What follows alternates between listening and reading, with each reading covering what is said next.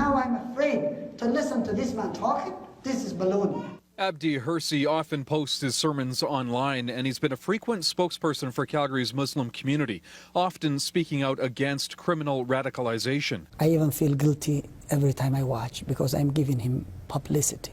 CBC News has learned Hirsi is a wanted man in the U.S. He's facing 6 charges of criminal sexual conduct and criminal abuse.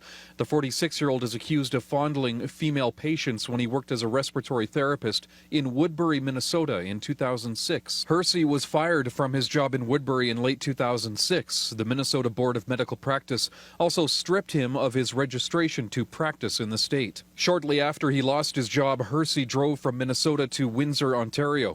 He spent a few months in Ontario where he applied for refugee status, claiming torture or death if he was sent to his homeland in Somalia. Hirsi then moved to Alberta.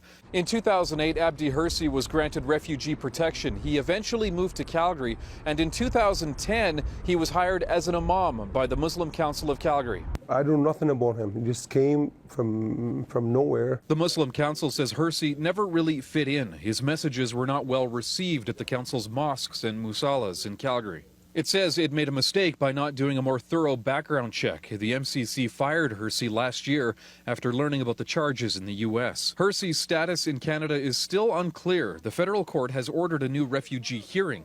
Canada Immigration's position is that Hirsi misled or withheld information about the U.S. allegations. Hirsi is asking the government to drop the case so he can focus on securing permanent residency here. Brian Labby, CBC News, Calgary.